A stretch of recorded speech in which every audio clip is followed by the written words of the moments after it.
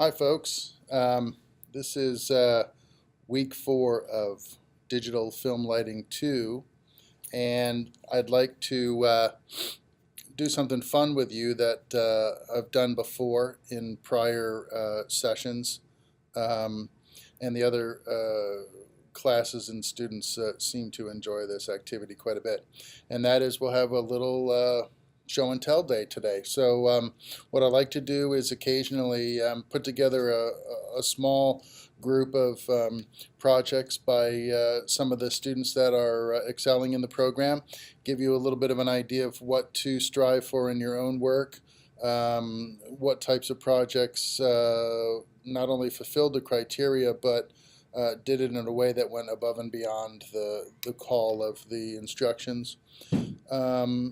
Projects that show some imagination and some creativity. Gives you something to strive for, gives you something to emulate, or just gives you some idea of what types of things are possible in the future. So what I'll do is I have 4 videos selected for you from this month's class, and after we take a look at those, I'll show you some work from previous students and give you a sense of the contrast between the two groups, and hopefully stimulate a little passion and a little creativity. So here we go. We're going to start this month with Chris Johnson, and his project from week 3 is called Wear a Helmet.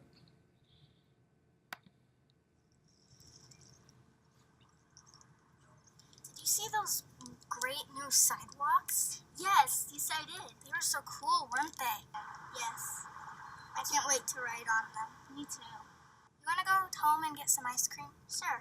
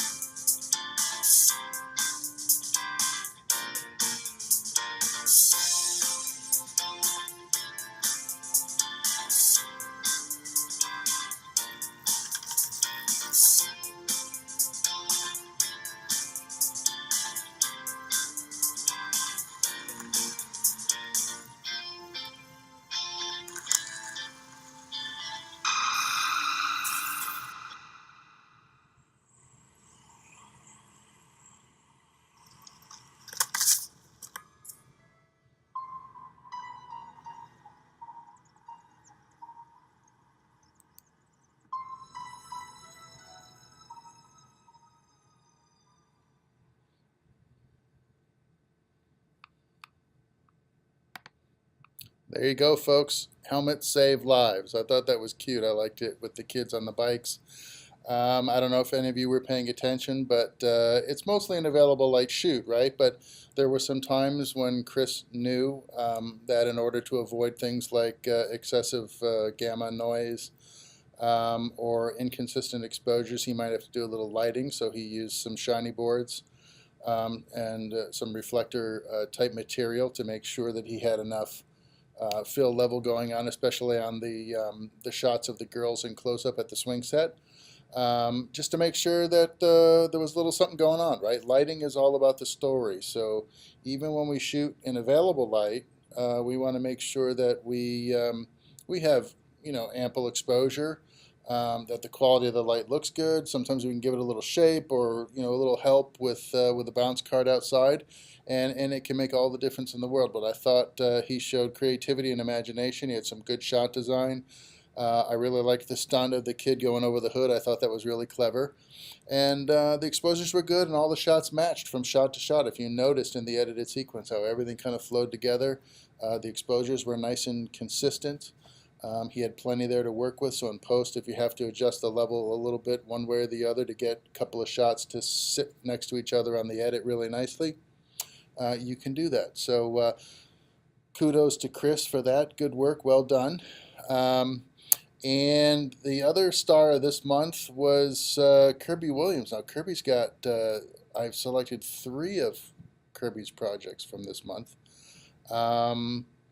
and he's working really hard. He's doing a good job, and he's showing some aptitude for the lighting and some nice tasteful choices.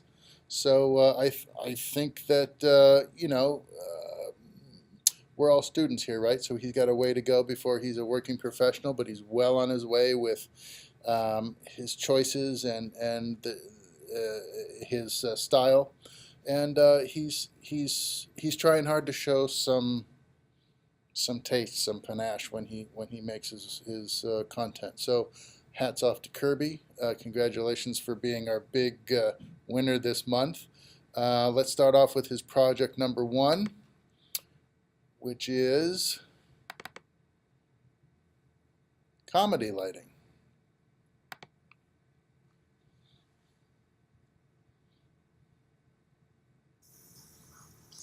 Girl, where you going looking all cute and stuff? Girl, I got a date. Oh. What prison you met him at? Girl, it's not even like that. That was one time, okay? He's not like those other clowns. Like, for real, I'm done with clowns. Of course he is. Remember Rodney from Metro PCS? And Damien from the bus stop? Yeah. Okay.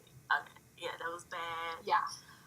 But he's different. He's so much better. He's not like them, for real. Yeah.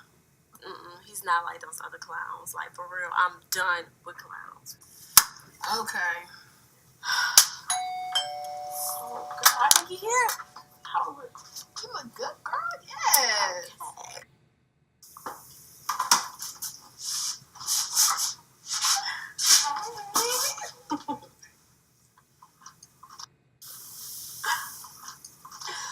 This is Joyce. This is Rodney. Hello. All right, don't stay up.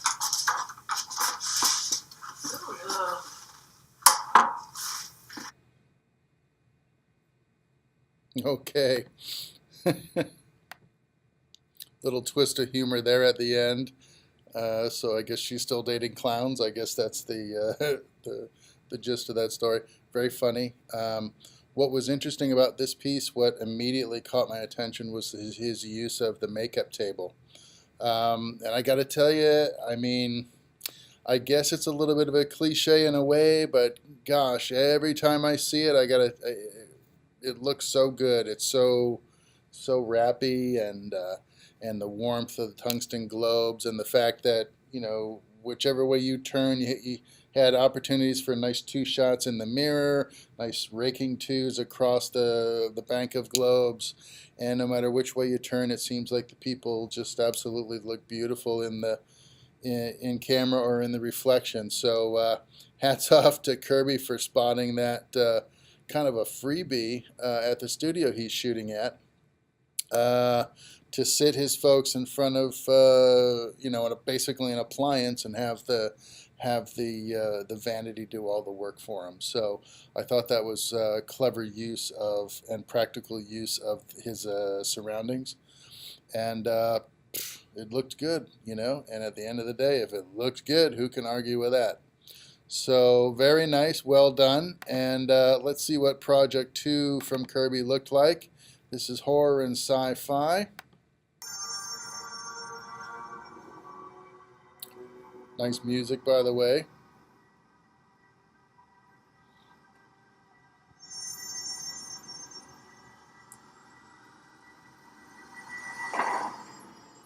Hell?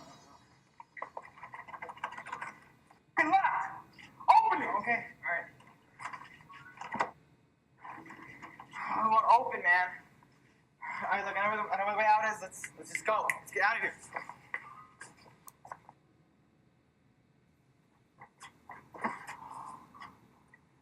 What's this? I can't see.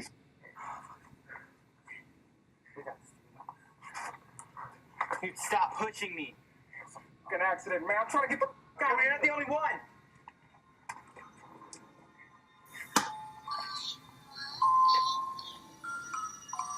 What's that? I don't know. Find out.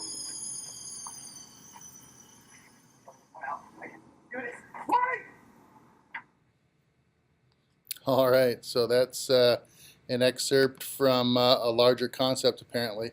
And an important thing to note about what Kirby's done here is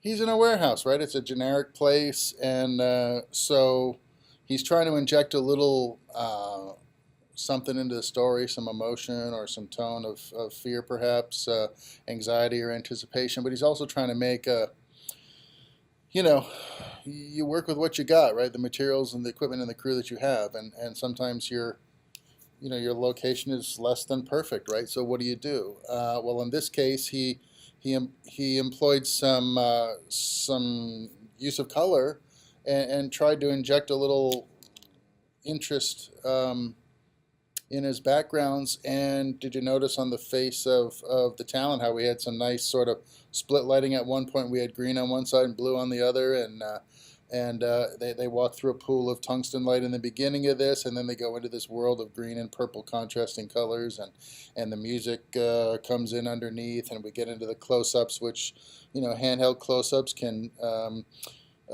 invoke the anxiety or tension feelings in the audience, which helps to support the story if you're going for fear or for mystery. So I thought he did a good job there. Is it ready for prime time? I don't know, but he's certainly on the right track. He's trying some stuff. It's looking interesting. It's coming out pretty well, shot design wise and lighting wise, and I think he's moving in a good direction with this. Like I said, it's maybe not ready for prime time, but I'll tell you what, it's not far off from what we do every day in the big leagues when we're making content for the networks and so forth for their weekly installment series. You go on the back lot and you maybe been to the back lot 100 times, and you've seen these facades so many times that people are starting to recognize the place, and so you have to change it up. Sometimes you have to change your night looks a little bit, change the way you've been lighting the whole time, keep notes, keep what we call a show Bible, and every day make notes about the types of lighting that you do, the types of camera work that you do, so that maybe the following season or by the end of the season you're working on, if you're already feeling like the sets are looking stale or the camera work is starting to get stale and predictable, you can check your Bible, go back and look at earlier episodes in that same season or episodes from a previous season, and refresh your memory on some of the ideas and inspiration that you've had before, and employ those solutions to your existing problem and get yourself out of the funk or the doldrums of feeling like you don't have any ideas, because sometimes we just get tired and we get stuck in a routine that we're doing every day, and we need to figure out ways to change this up and make it interesting for the audience, interesting for us, creative, effective, progressive. We're always learning, always trying something. So Kirby's on the right track. Hats off to him, and thanks for that. And we got one more from Kirby. This is I believe, his P3 week 3 project, and it is I think this one is a mock thriller, action drama lighting.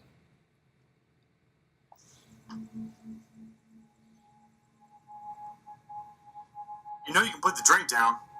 Absolutely not. Seriously, we're not criminals. If anything, you people are the criminals. Sarah, how could you betray us like that? What are you talking about? What were you trying to get out to say? Yeah, what are we trying to steal from the son of anyway? Answer the question, Sarah. That's a Answer really the good question, question. Sarah. Start talking. Yeah. We need to know. Answer! What the hell is going on, Sarah? I'm getting out of here! No, run! So I guess she lost her cool or something.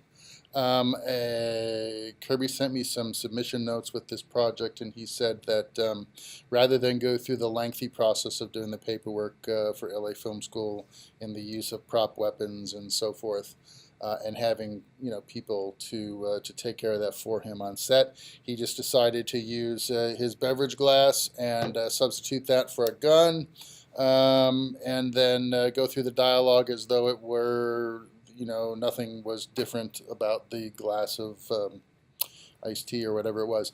But what was very interesting about this video, what did you notice the diverse group of people that were in this small film?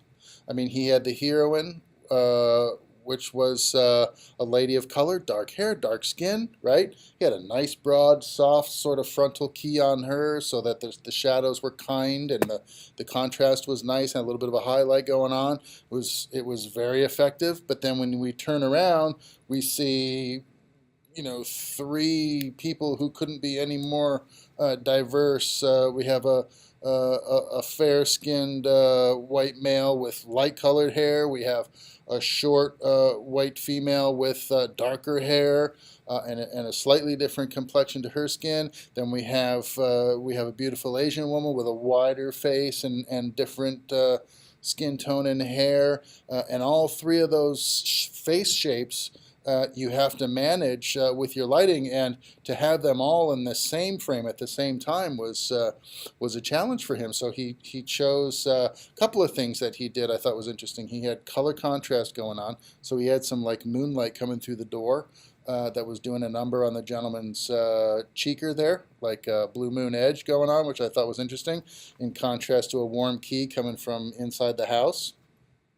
And then the Asian woman on the other side of the group, she had the warm key happening, but she had it doing nice things, excuse me, to the shape of her face, and a little bit of a hot rappy edge light coming from deeper in the house. And then, you know, sort of by sacrifice or attrition, whatever you want to call it, the third individual, the young lady in the middle, given that she was also shorter, it would have been really difficult to get a special, we call it, on that individual in the center of the group. So he just chose a fairly broad key that would map nicely on all three individuals. And then what didn't finish with the gentleman to the right, he just fixed with an edge. Always remember, you can beat the guys up with lighting. They'll take whatever you give them, and they usually look just fine. So he started on the money side, the side of the Asian lady, and he worked his key in that direction across the frame to the gentleman on the right and finished him with an edge light. So I thought that was a really sophisticated solution to a complex lighting problem that most students might find difficult to manage, but he did a good job with it, and I thought it looked pretty good. It looked real good for week 3 in lighting 2. He had nice shape on everybody. He was using, you know, a variation of the 3-point lighting benchmark. Start from that and let the lighting evolve based on your needs or based on what's in front of the camera. I think he handled all of those things very well. So those are the selections from this month. So thank you very much to my contributors from DFM201, July 2017. And now I thought I would show you some notable work from students from past classes to give you some idea of what's been going on and you know, give you an idea what to shoot for. So let's open up our folder called Past Honorees. And the first thing we're going to look at, I think, is let's look at Joseph Lisa, Sven Amundsen, and Mr. Hawthorne did a very interesting job this month as well. Very professional looking stuff. Let's start with Mr. Lisa. Now Mr. Lisa likes to do stunt work, and he likes the second unit sort of fight scene flavor. So I'm going to show you his Week 2 action drama solution. There's a lot of available light in this, but he also does some lighting towards the end, and he chooses his available lighting as though he had the ability to set it. So it's the concept that we use when we shoot outside of, say, always trying to use the sunlight as a backlight, right? If we can always, you know, put, you know, at least some of our work against the sun, use the sun as a nice edge light, All we got to do is bounce some nice return into the face of the subject that we're shooting, and our lighting is done for us. I mean, the ambient supplies the fill level. The bounce creates a key that gives you shape to one side, and the edge light's happening from the sun for free. So that's how we'd shoot if we had the sun to work with. But Joseph's in a parking garage. He starts in a gym, and then he moves to a parking garage. And every time he has an opportunity to use the available lighting to his advantage, he's doing it. He's using top light as an edge light. He's positioning and moving his characters in such a way that available light that's happening architecturally can either appear in the background behind the subject as an edge, or he can use it as a key, something that the character is walking through in intervals of light and dark to give you not only the shape, but a nice ambient environmental interactivity of light and shadow going on. And then when we get to the final sort of mix-up, we've got some lighting going on there, which is helping the camera every time it has to pick an angle that might be, across purposes with what's there available, and he can just sort of finish the work with a little pop here and a little pop there.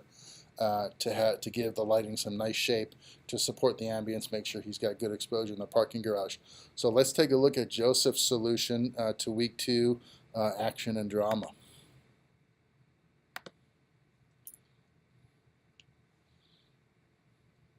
Now there's no sound, so just focus on the images.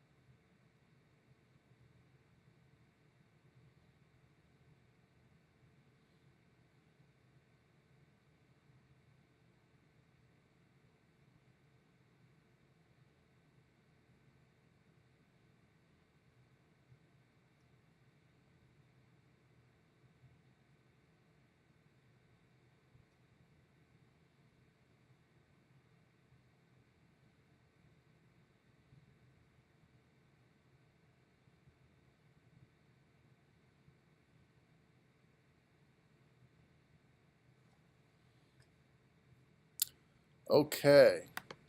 It looks like this, I'm trying to remember now, I think this was part of a larger project that Joseph was working on. In a subsequent week in this same class, Joseph submitted to me as a final something he called Payback.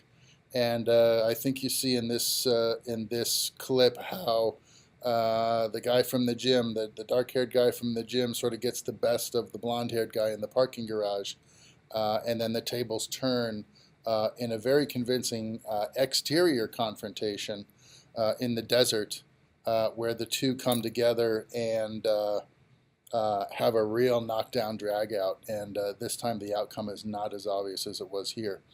I thought he did excellent camera work. There was something about the handheld that was really working here for the images. His editing and his sense of timing was very good. It was right on. Some very convincing blows to the face as the two are duking it out in the garage. And did you notice how, there were times when he added some stuff and times when he let it go and just shot with what he had because what he had was working? If you know how to consider your ambient practicals and use them as though they were lights that you could place by placing your actors at the right angles of opportunity for the available lights, it's almost like setting a light there, except you don't have to do the work, it's already there. I thought that he did a really good job with that, and he showed some excellent talent for choreography, for shot design, a great sense of lighting. As part of a greater overarching theme, I thought he was well on his way to something very interesting and unique. So hats off to Joseph. Next up, we've got Sven Amundsen.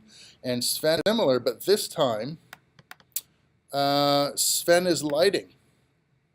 So he's in a parking garage, and he has a confrontation between two individuals, but Sven is lighting every shot.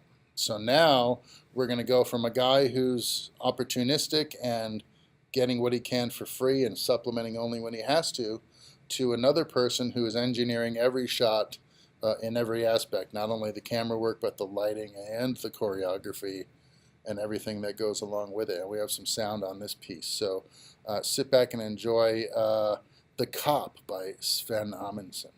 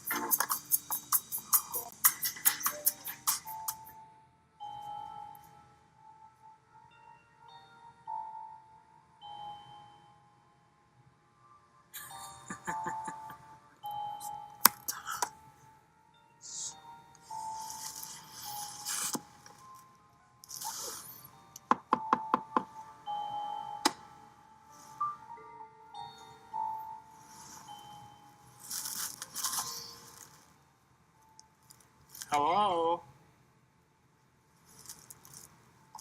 I was wondering, what are you doing inside my car?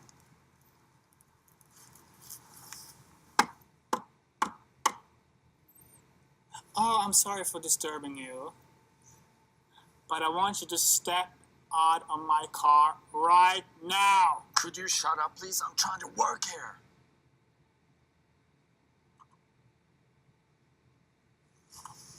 So, which police station do you prefer? Downtown Oslo or the one up north? Doesn't matter. I guess the coffee is better downtown, though.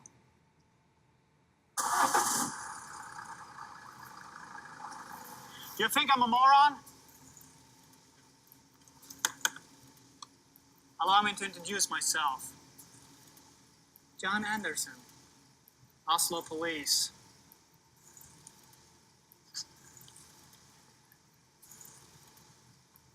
Get out of the vehicle. Get out right now! Hands above your head.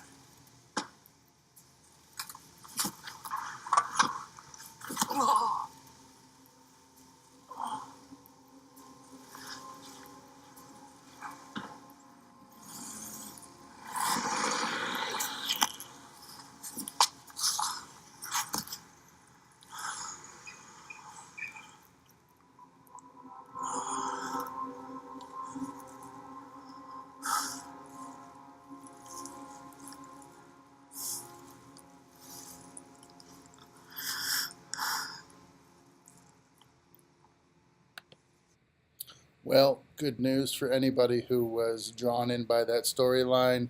The cop does catch up with the carjacker in a later video clip for another project, and the cop has his day with explosions and all kinds of fun stuff. So I thought that was a really good job by Sven.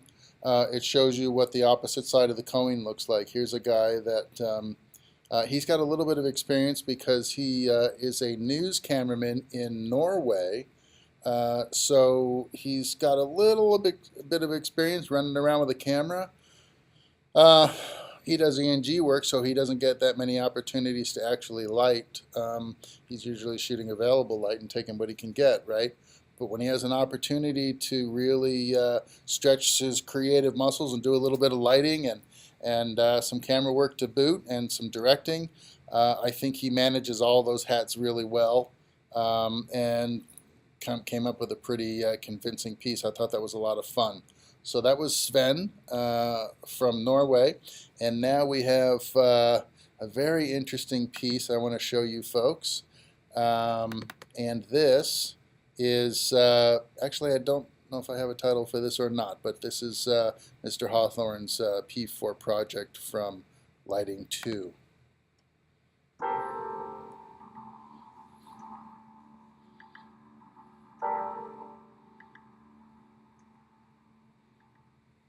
See, what I don't understand is, why the fuck would boss you the job?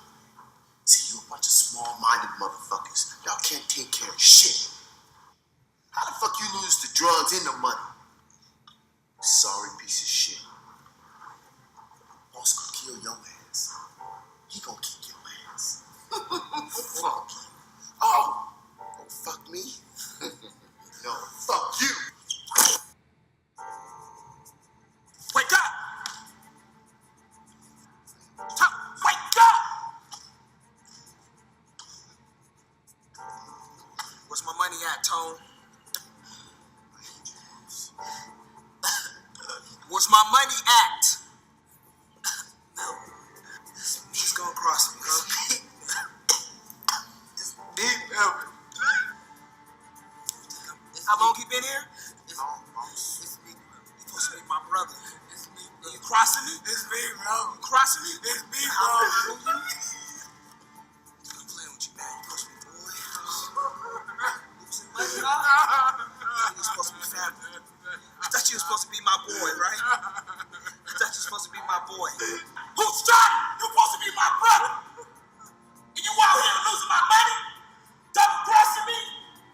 $1.3 million. $1.3 million of my money at. Dude, you said you're my boy. No, you said you was ready. You said you was ready, right? Show me. I can get it, but show me what. Please, baby, please. Tom, please.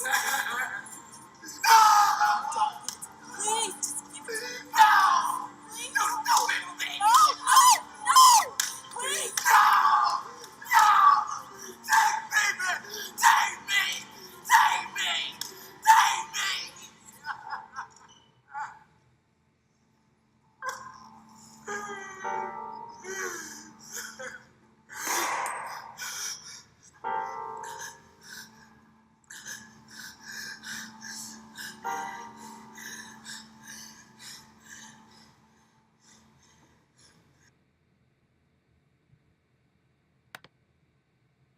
Wow, right? That was pretty intense. I wonder, there seems to be an awful lot of videos being made about people getting beat up and shot and stabbed. Is it me? I thought this was great. I thought that Lamarcus did a fantastic job with this. Avoid seeing the gun because again he didn't want to go through the paperwork. Sven obviously had the stunt gun. And he went through the protocols and paperwork to clear having that in his project. So hats off to Sven for taking on the administrative responsibility for that. Mr. Hawthorne didn't really want to deal with that, so he used a pretty standard convention that we do in Hollywood a lot. Little off-camera gunshot sound, a little reaction by the actor, and we know what happened. He got shot.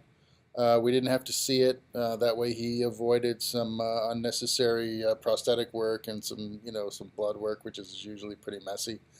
Maintained his NC-17 rating, yuck, yuck, yuck. But I thought he did a really good job. Again, good shot design, good camera work, nice lighting solutions, not too over the top, but very convincing. He focused on performance, didn't he?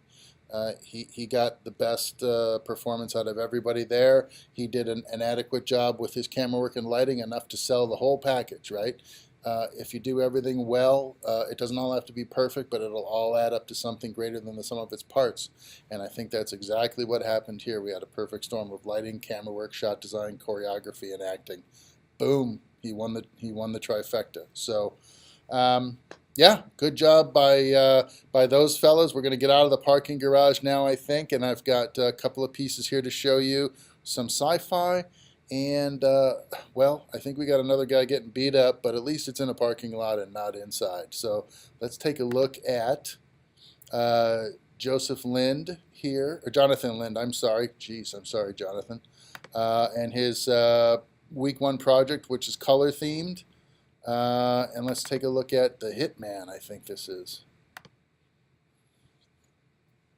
Again, this one doesn't have any sound, so it's just picture.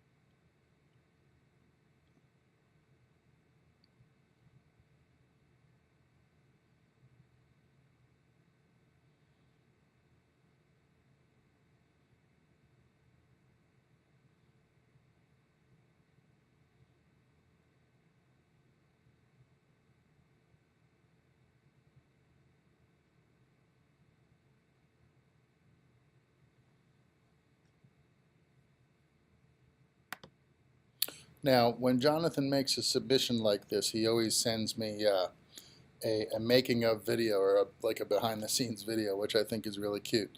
And it's really informative, and it's a lot better than a written document because you can get more information into, you know, a short video and show me a variety of things that might be easier to communicate in that fashion more so than a Word doc. So what was interesting about this, it was color themed, and in week 1 of Lighting 2 we have either color themed video or comedy video. So he chose color theme, and he used it in a pretty strategic way.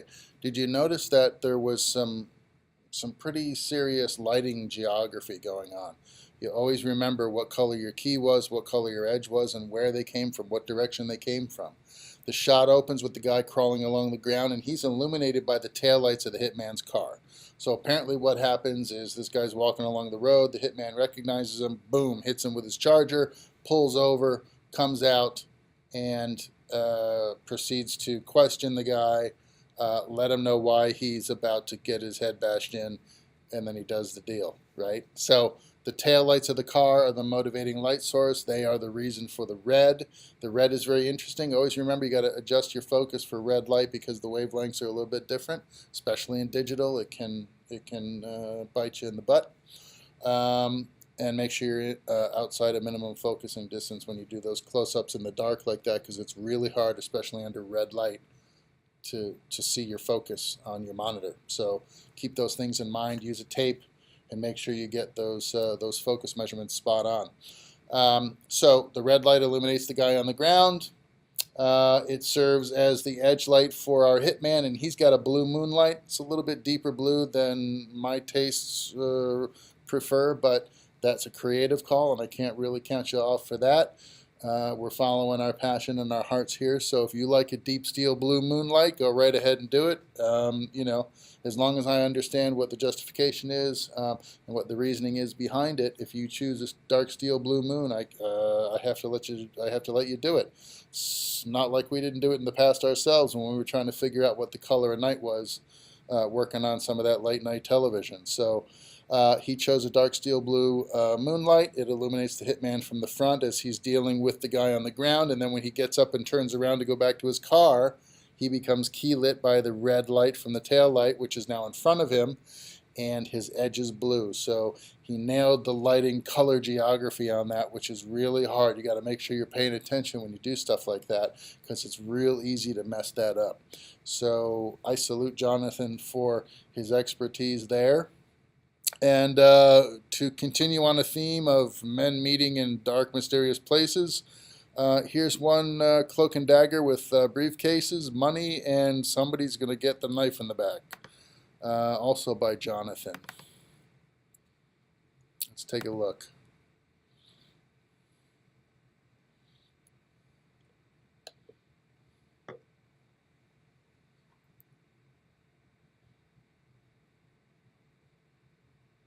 Some nice deep dark shadows here to open this puppy up. Love it.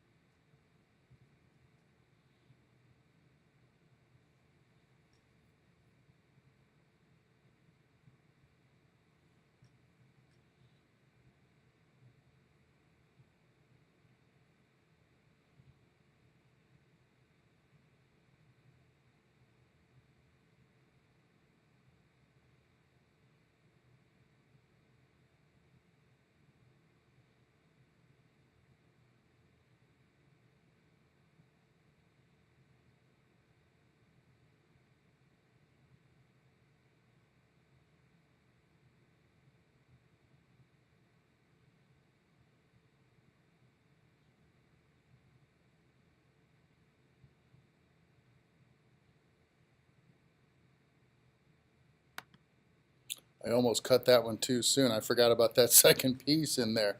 Fantastic though, right? I mean, the two guys meet under the street light, which was actually an available street light. Jonathan told me that he made use of the sodium vapor fixture that was already there. That's what gave us that yellow prevailing color that he used to great effect on the guy with the briefcase full of money. And so as a result of that, the building wash in the background that's going to illuminate our seedy underworld contact, he's trying to mimic with his color pack the color of the sodium vapor. A little bit different yellow. We discussed that later, and I told him how he could get what we used to call moldy pumpkin, which was the color of sodium vapor night back in the day for us, which was quarter CTO, Y1 yellow, or 103 yellow, and a little bit of half plus green. And the three of those colors sandwiched together and then popped on your tungsten lights generally gave us an orangey yellow that was very close and timed very well against the available sodium vapors that we would have in downtown LA or downtown any metropolitan area for that matter 10 or 15 years ago. It was either that or it was mercury vapor, which is mostly green in color, so we would use things like arc corrections, white flame green, and LCT yellow, and peacock blue, things like that to get that sort of metal halide looking blue to come out in the available light. Some cyan, Roscoe Calcolor cyan number 5 or number 10. Stuff like that to inject a little blue. So I thought that was really good. I thought that his look, Jonathan's look, is very sophisticated. It's technically very advanced for a film student, but Jonathan, this is his second time through college. The first time he went to, I believe it was the Art Institute. and now he's at LA Film School to sort of bone up on his motion picture stuff. So he got graphic arts and artistic expression from the Art Institute, and then he came to us for motion picture technology and to sort of gather his vernacular, his film language, and learn his style. And I think that it's coming through very nicely. So the last person I want to show you before we leave for today is Anthony Cilio, and Anthony was a student 2 years ago through the program, and he ought to be just about ready to graduate by now. Anthony did some very impressive work for me in Lighting 2 about a year and a half ago. I think this is from May of 2016, called Absolute Power. So Anthony's fixation was science fiction and horror, and so he did a two-part series called Absolute Power Part 1 and Part 2, which I'll show you now. They're very clever. They make excellent use of generic spaces and through the use of shadow, lighting, contrast, and color.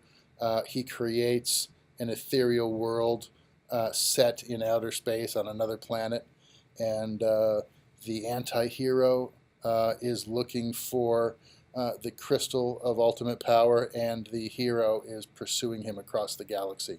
So let's take a look at that. Sounds like a lot, but I think he pulled it off. Let's check out Anthony's solution for Absolute Power Part 1 and 2.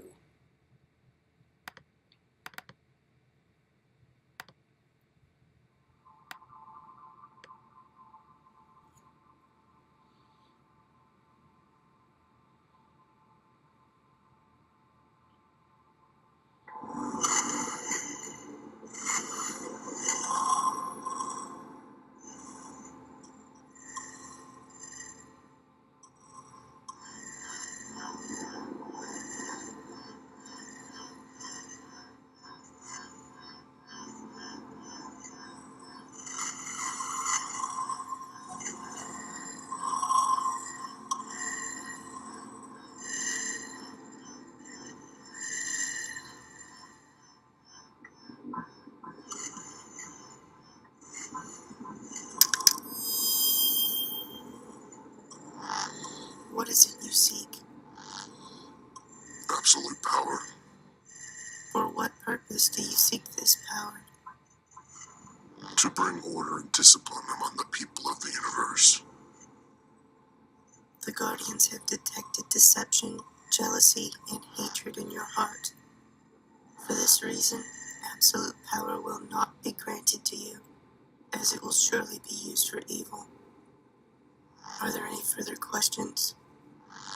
What must the Guardians find to grant requests? Truth.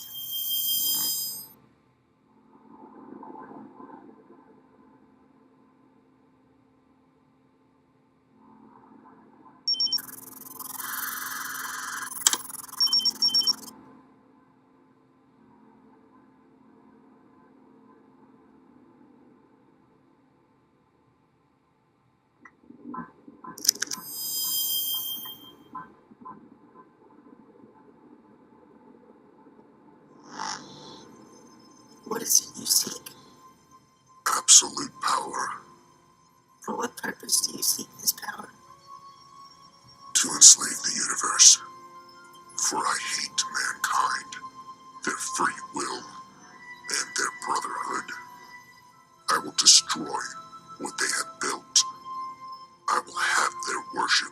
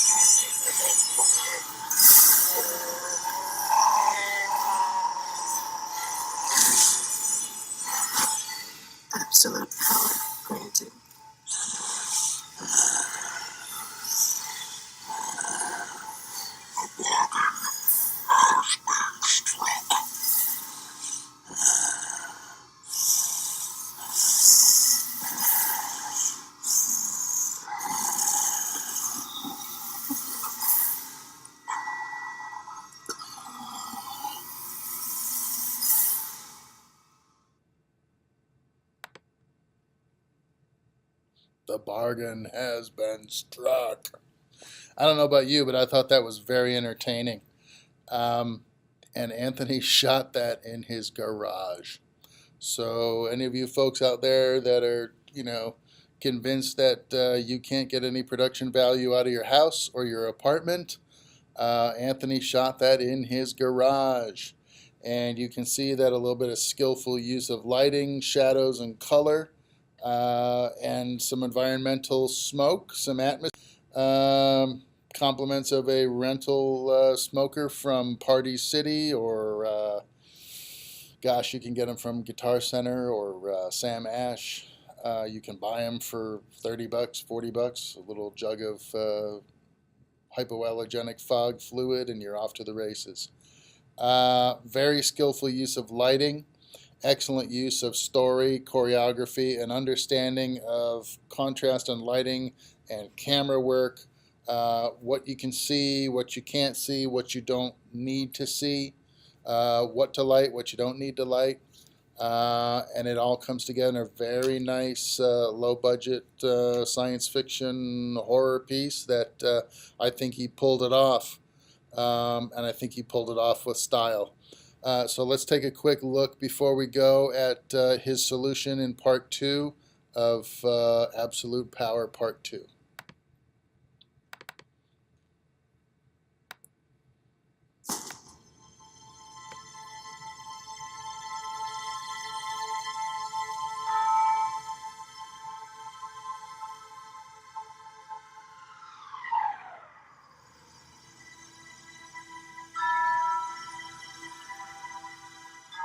Nova, are you online? Online, sir. We're nearing the world that Apollyon was last known to enter. Prepare the ship for planetary entrance. Sir, will you consider taking the pre-traumatic stress disorder serum?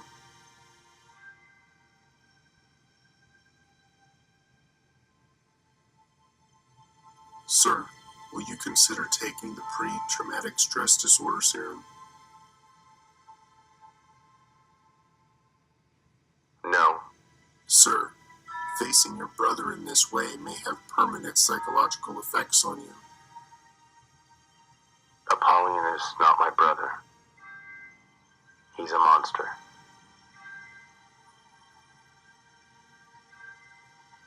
Prepare the ship for planetary entry. Very well, sir.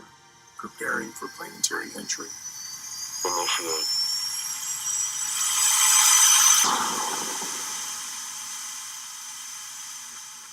Nova, something's wrong. I'm in the middle of an electromagnetic pulse or something. It's Apollyon, sir. No doubt. Nova?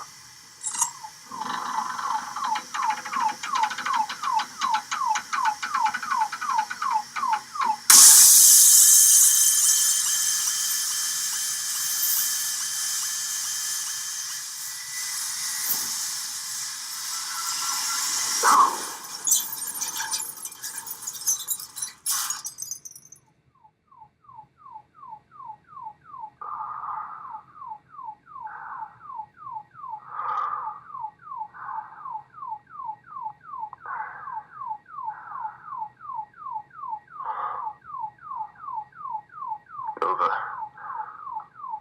I'm in some kind of shelter.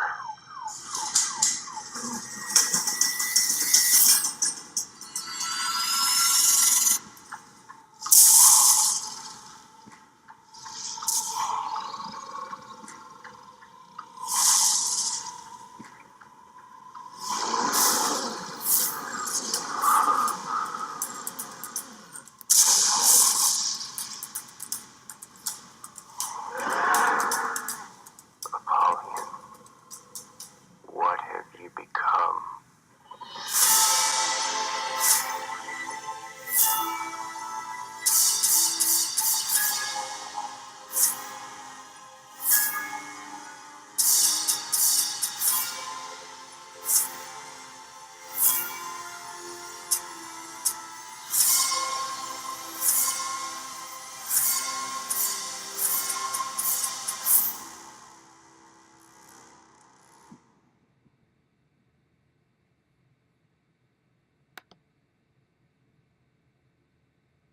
Unbelievable. Fantastic. I love it. I love it when you guys come up with some of this stuff. I mean, it just makes me so absolutely pleased to see the quality of work that you guys are capable of doing when you put your hearts and minds to it. And that's the greatest gift you can give to me as your instructor, is to show me what you can turn around and do with the skills that we teach you here at LA Film School. So my congratulations to Anthony on part 1 and 2 of Absolute Power. Now, obviously, Anthony has had some help with his CGI. He's a very gifted filmmaker in my belief, and he has some very nice collaborations with some folks that are helping him achieve his vision. And I think that's really it's really, well, yes, it's popular, but it's really also critical to your film career experience and to your success, is to learn how to create relationships with folks that you are working with and among, and rallying their support to your call when you decide that it's time to make your own personal film. So my hat's off to everybody who contributed this month from the July class, and also many thanks and congratulations and good luck to those from the previous classes who contributed to our notable examples here this evening.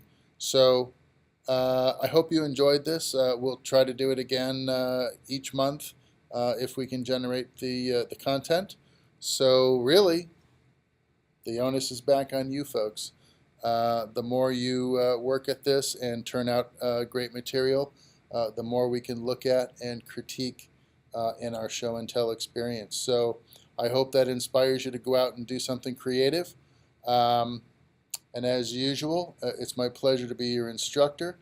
And if you have any questions or comments that you'd like to make about this material, please feel free to reach out to me with email, Mike M. Walsh at LA Film School, LAFS.com,